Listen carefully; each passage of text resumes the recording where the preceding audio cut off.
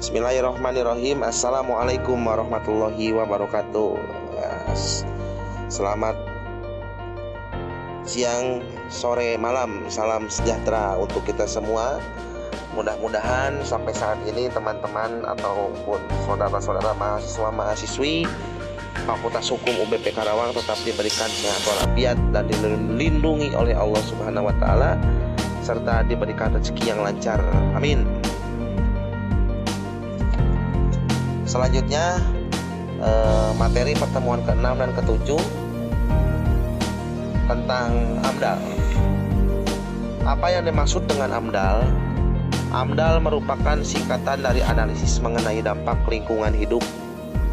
AMDAL merupakan kajian dampak besar dan penting terhadap lingkungan hidup, dibuat pada tahap perencanaan dan digunakan untuk pengambilan keputusan. Hal-hal yang dikaji dalam proses AMDAL tentu yang pertama aspek fisik kimia, ekologi, sosial ekonomi, sosial budaya, dan kesehatan masyarakat sebagai pelengkap studi kelayakan suatu rencana usaha dan atau kegiatan.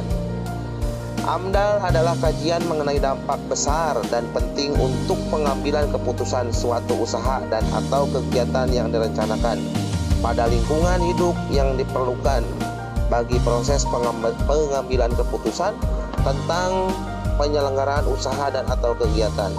Dalam tanda kurung PP atau Peraturan Pemerintah Nomor 27 Tahun 1999 tentang analisis mengenai dampak lingkungan hidup. Ketika berbicara dokumen AMDAL terdiri dari apa saja? Di antaranya dokumen kerangka acuan analisis dampak lingkungan hidup, dalam tanda kurung disebut KANDAL. Selanjutnya dokumen analisis dampak lingkungan hidup yang disebut juga ANDAL. Ketiga, dokumen rencana pengelolaan lingkungan hidup atau RKL. Selanjutnya dokumen rencana pemantauan lingkungan hidup RPL.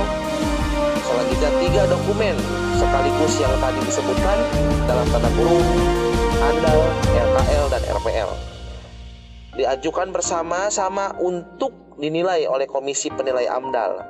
Hasil penilaian inilah yang menentukan apakah rencana usaha dan atau kegiatan tersebut layak secara lingkungan atau tidak, dan apakah perlu direkomendasikan untuk diberi izin atau tidak. Selanjutnya ketika masuk kepada apa sih gunanya AMDAL. Berbicara soal apa gunanya AMDAL, tentu berbicara soal bahan bagi perencanaan pembangunan wilayah, membantu proses pengambilan keputusan tentang kelayakan lingkungan hidup dari rencana usaha dan atau kegiatan. Selanjutnya memberi masukan untuk penyusunan desain rinci teknis dari rencana usaha dan atau kegiatan. Keempat, memberi masukan untuk penyusunan rencana pengelolaan dan pemantauan lingkungan hidup. Dan selanjutnya memberi informasi bagi masyarakat atas dampak yang ditimbulkan dari suatu rencana usaha dan atau kegiatan. Itu yang disebut dengan apa gunanya AMDAL. Masuk selanjutnya kepada proses kegiatan dalam AMDAL. Dalam proses kegiatan dalam AMDAL, proses pengumuman dan konsultasi masyarakat berdasarkan keputusan Kepala Bapedal nomor 08/2000, Pemrakasa wajib mengumumkan rencana kegiatannya selama waktu yang ditentukan dalam peraturan tersebut, menggapai masukan yang diberikan, dan kemudian melakukan konsultasi kepada masyarakat terlebih dulu sebelum menyusun kerangka acuan analisis mengenai dampak lingkungan hidup yang disebut dengan KANDAL. Proses penyusunan KANDAL adalah proses untuk menentukan lingkungan permasalahan yang akan dikaji dalam studi ANDAL dalam proses perlingkupan. Artinya bahwa apapun itu tidak akan pernah terlepas daripada persetujuan daripada masyarakat itu sendiri. Selanjutnya, proses penilaian KANDAL, kajian analisis dampak lingkungan.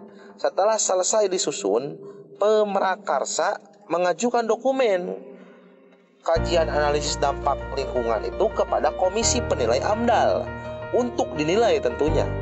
Berdasarkan peraturan lamanya, waktu maksimal untuk penilaian KA-AMDAL itu tidak kurang dari 75 hari di luar waktu yang dibutuhkan oleh penyusun untuk memperbaiki atau menyempurnakan kembali dokumennya. Artinya bahwa dalam kajian normatif secara aturan sudah jelas terinci. Hanya saja ketika tidak terjadi sinkronisasi dalam pelaksanaan di lapangan, itu sudah memang menjadi hal yang perlu dikritisi oleh kita untuk dikembalikan marwahnya sesuai dengan aturan. Proses penyusunan AMDAL, RKL dan RPL, penyusunan AMDAL, RKL dan RPL dilakukan dengan mengacu pada KA-AMDAL yang telah disepakati hasil penilaian Komisi AMDAL. Proses penilaian AMDAL, RKL dan RPL selesai disusun, pemrakarsa mengajukan dokumen AMDAL, RKL dan RPL kepada Komisi Penilai AMDAL untuk dinilai. Berdasarkan peraturan, waktu maksimal untuk penilaian AMDAL, RKL dan RPL adalah 75 hari yang tadi disebutkan, di luar waktu yang dibutuhkan oleh penyusun untuk memperbaiki atau menyempurnakan kembali dokumennya. Sekarang kita masuk kepada siapa sih yang harus menyusun AMDAL. Berbicara siapa yang harus menyusun AMDAL, dokumen AMDAL harus disusun oleh pemrakarsa, suatu rencana usaha dan atau kegiatan dalam penyusunan studi AMDAL. Pemrakarsa dapat meminta jasa konsultan sebagai pihak ketiga untuk menyusun dokumen AMDAL, dengan catatan pihak ketiganya harus yang memiliki izin, kompetensi dan keahlian dalam persoalan menyusun AMDAL. Penyusunan dokumen AMDAL harus telah memiliki sertifikat penyusun AMDAL dan ahli di bidangnya. Ketentuan tersebut, standar minimal cakupan materi penyusunan AMDAL diatur dalam keputusan kepada Kepala Bapedal nomor 09/2000. Siapa saja sih pihak yang terlibat dalam proses AMDAL? Tentu pihak-pihak yang terlibat dalam proses AMDAL adalah Komisi Penilai AMDAL, pemrakarsa, dan masyarakat yang berkepentingan. Komisi Penilai AMDAL adalah komisi yang bertugas menilai dokumen AMDAL. Di tingkat pusat berkedudukan di Kementerian Lingkungan Hidup. Di tingkat provinsi berkedudukan di Bapedal atau instansi pengelola lingkungan hidup provinsi. Dan di tingkat kabupaten atau kota berkedudukan di Bapedal atau instansi pengelola lingkungan hidup kabupaten kota atau dinas lingkungan hidup. Unsur pemerintah lainnya yang berkepentingan dan warga masyarakat yang terkena dampak diusahakan terwakili di dalam komisi penilai ini. Nah, itu sudah jelas tuh secara aturan, berarti masyarakat itu harus terlibat dalam penyusunan yang harus terwakili. Tata kerja dan komposisi keanggotaan Komisi Penilai AMDAL ini diatur dalam keputusan Menteri Negara Lingkungan Hidup. Sementara anggota-anggota Komisi Penilai AMDAL di provinsi dan di kabupaten kota ditetapkan oleh gubernur dan atau bupati wali kota. Pemrakarsa adalah orang atau badan hukum yang bertanggung jawab atas suatu rencana usaha dan atau kegiatan yang akan dilaksanakan. Masyarakat yang berkepentingan adalah masyarakat yang terpengaruh atas segala bentuk keputusan dalam proses AMDAL berdasarkan alasan-alasan antara lain sebagai berikut. Kedekatan jarak tinggal dengan rencana usaha dan atau kegiatan, faktor pengaruh ekonomi, faktor pengaruh sosial budaya, perhatian pada lingkungan hidup, dan atau faktor pengaruh nilai-nilai atau norma yang dipercaya.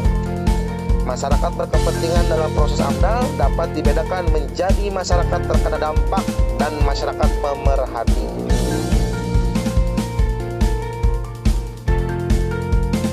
Selanjutnya, apa yang dimaksud dengan UKL dan UPL? Yang dimaksud dengan UKL dan UPL, upaya pengelolaan lingkungan hidup UKL dan upaya pemantauan lingkungan hidup UPL adalah upaya yang dilakukan dalam pengelolaan dan pemantauan lingkungan hidup oleh penanggung jawab dan atau kegiatan yang tidak wajib melakukan AMDAL. Dalam tanda kurung Keputusan Menteri Negara Lingkungan Hidup nomor 86 tahun 2002 tentang pedoman pelaksanaan upaya pengelolaan lingkungan hidup dan upaya pemantauan lingkungan hidup. Kegiatan yang tidak wajib penyusun AMDAL tetap harus melaksanakan upaya pengelolaan lingkungan dan upaya pemantauan lingkungan. kewajiban UKL UPL diberlakukan bagi kegiatan yang tidak diwajibkan menyusun AMDAL dan dapat kegiatan mudah dikelola dalam teknologi yang tersedia. UKL UPL merupakan perangkat pengelolaan lingkungan hidup untuk pengambilan keputusan dan dasar untuk menerbitkan izin melakukan usaha dan atau kegiatan. Selanjutnya, proses dan prosedur UKL UPL tidak dilakukan seperti AMDAL, tetapi dengan menggunakan formulir isian yang berisi tentu: pertama, identitas pemerakarsa; 2, rencana usaha dan atau kegiatan; 3, dampak lingkungan yang akan terjadi; 4, program pengelolaan dan pemantauan lingkungan hidup serta tanda tangan dan cap tentunya. Berbicara soal formulir isian diajukan pemerakarsa kegiatan kepada instansi yang bertanggung jawab di bidang pengelolaan lingkungan hidup kabupaten kota untuk kegiatan yang berlokasi pada satu wilayah kabupaten kota. Instansi yang bertanggung jawab di bidang pengelolaan lingkungan hidup provinsi untuk kegiatan yang berlokasi lebih dari satu kabupaten kota. Instansi yang bertanggung jawab di bidang pengelolaan lingkungan hidup dan pengendalian dampak lingkungan untuk kegiatan yang berlokasi lebih dari satu provinsi atau lintas batas negara. Apa kaitan AMDAL dengan dokumen kajian lingkungan lainnya? Antara AMDAL, UKL atau UPL, rencana kegiatan yang sudah ditetapkan wajib menyusun AMDAL, tidak lagi diwajibkan menyusun UKL UPL. Lihat penapisan keputusan Menteri Lingkungan Hidup 17 tahun 2001, UKL UPL dikenakan bagi kegiatan yang telah diketahui teknologi dalam pengelolaan limbahnya. Selanjutnya, AMDAL dan audit lingkungan hidup wajib bagi kegiatan yang telah berjalan dan belum memiliki dokumen pengelolaan lingkungan hidup RKL, RPL, sehingga dalam operasionalnya menyalahi peraturan perundang-undangan di bidang lingkungan hidup, maka kegiatan tersebut tidak bisa dikenakan kewajiban AMDAL.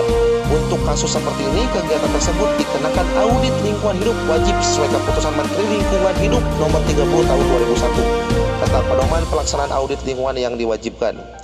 Selanjutnya, audit lingkungan wajib merupakan dokumen lingkungan yang sifatnya spesifik, di mana kewajiban yang satu secara otomatis menghapuskan kewajiban lainnya, kecuali terdapat kondisi-kondisi khusus yang aturan dan kebijakannya ditetapkan oleh Menteri Negara Lingkungan Hidup. Kegiatan dan atau usaha yang sudah berjalan yang kemudian diwajibkan menyusun audit lingkungan tidak membutuhkan AMDAL baru. AMDAL dan audit lingkungan hidup sukarela. Nah, selanjutnya menghendaki untuk meningkatkan ketaatan dalam pengelolaan lingkungan hidup dapat melakukan audit lingkungan secara sukarela yang merupakan alat pengelolaan dan pemantauan yang bersifat internal. Pelaksanaan audit lingkungan tersebut dapat mengacu pada keputusan Menteri Negara Lingkungan Hidup nomor 42 tahun 94 tentang panduan umum pelaksanaan audit lingkungan.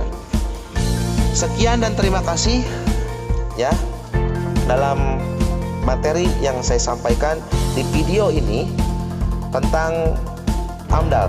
Mudah-mudahan dimengerti dan dipahami dengan karya video yang saya berikan.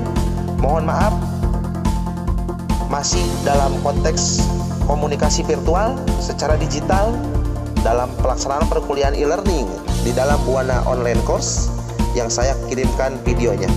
Mudah-mudahan kondisi peristiwa internasional COVID-19 segera cepat selesai dan kita melaksanakan pertemuan tatap muka seperti biasa lagi. Mudah-mudahan ke depan kita selalu diberikan kesehatan, dilindungi oleh Allah Subhanahu wa taala. Hatur nuhun, terima kasih banyak. Terima kasih banyak. Salam hormat Dr. Anwar Hidayat. Wallahul muwaffiq ila aqwamit thoriq. Assalamualaikum warahmatullahi wabarakatuh.